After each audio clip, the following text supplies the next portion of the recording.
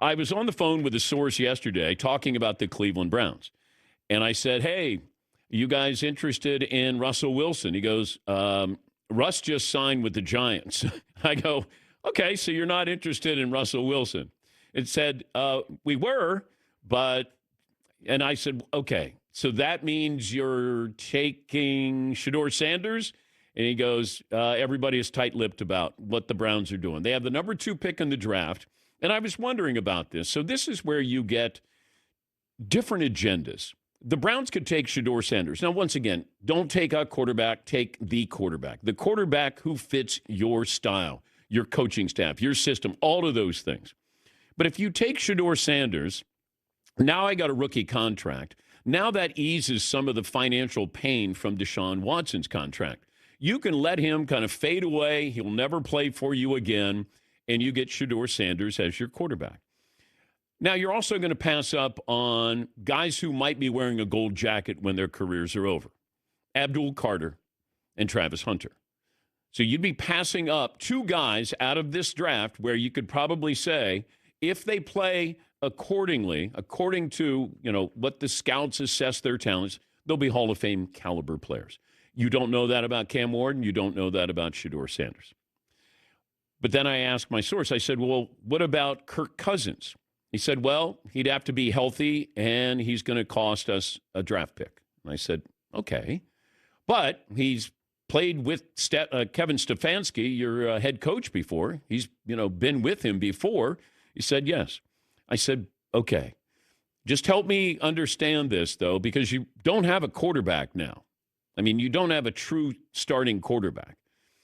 And I keep feeling and hearing that maybe Kirk Cousins, once the draft is over, and this is what I keep going back to. If you're the Browns, you can get Russ. You can keep him in the division, and then you can decide what you want to do. Maybe you take Abdul Carter, the great edge rusher out of Penn State. So you get him with Myles Garrett, and then all of a sudden you got something there. But if you don't, and you take Shedeur Sanders, you're not ready to win now.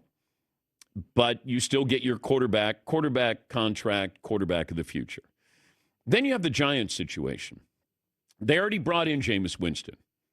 They had Tommy DeVito. And I kept thinking, okay, now this is where Shedeur Sanders is going. But I'm not so sure because you brought in Russ and Jameis Winston. And I'm thinking this coaching staff and this GM have to win now. If you bring in Shedeur Sanders, he might not play. You might have Jameis Winston out there. If you didn't bring in Russ, that feels like, they're probably on an 8 or 9 game schedule, this coaching staff and GM. Like, they have to be able to win. Now, they might not like Shedeur Sanders. And maybe they end up with Travis Hunter. Maybe they end up with Abdul Carter. Those are great, great players to have that fall into your lap. But that's where I'm wondering about the mindset of the coaching staff and GM. Now, obviously, John Mara, the owner of the Giants, can see through this. Who's the best guy to take who helps us? Big picture, not necessarily right now. Because you're not right now, not in that division. But you have a coaching staff that better win. They better have a 7-2 record, 6-3 record, it feels like, after 9 games. Or if they have a 3-win, they're 3-6 after 9. Do you keep them?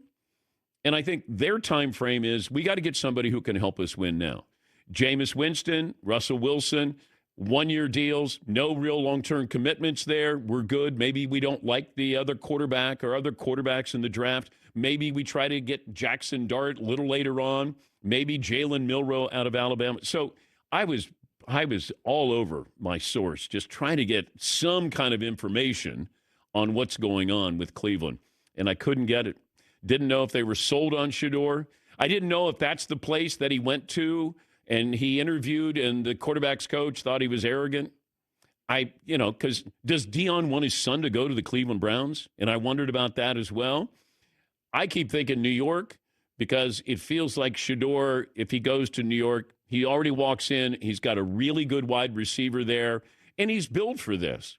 Like, of all of the players, if you're built for the media capital, if you're built for a spotlight, it would be Shedeur Sanders. His dad welcomed the spotlight. Shedeur seems to welcome the spotlight as well. And doesn't always work out. I go back with baseball, and I remember Greg Maddux didn't want to play in New York. Remember Ed Whitson, pitcher?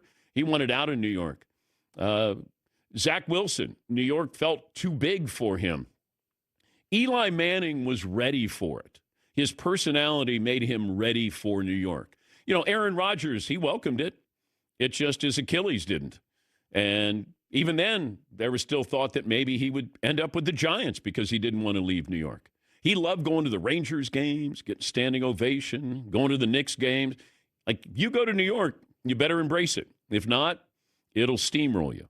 But that's when I thought with Shedeur Sanders, he's ready for New York if he's the right quarterback for you, which I still don't know. Cam Ward is a really good quarterback, but he's not a really good quarterback in the bigger picture of quarterbacks in the NFL right now. Because when we talk to draft analysts, they talk about Cam Ward would have been the 5th or 6th quarterback taken last year. Okay. Matt Miller, great job at the mothership. He said that recently. I mean, that's not a knock on him. He's just the best quarterback now. It's timing. When you come out, who are the other quarterbacks who are coming out? And he's the best quarterback this year. But he separated himself, it feels like, from Shedeur Sanders. So that was going on yesterday afternoon. And I kept thinking, I just spent 45 minutes talking to my source, and I didn't get anything out of it. I was like, dang, I have to ask better questions. And I usually do pretty good asking questions. I couldn't get anything. Tight-lipped, that's what I was told. Yep, Browns tight-lipped on what they're doing at number 2. Like, dang, come on. Maybe they don't know. Maybe that's why they're the Cleveland Browns. That would be Brownsy. It'd be like, wait, we got the second pick on the – hey, we got the second pick of the draft.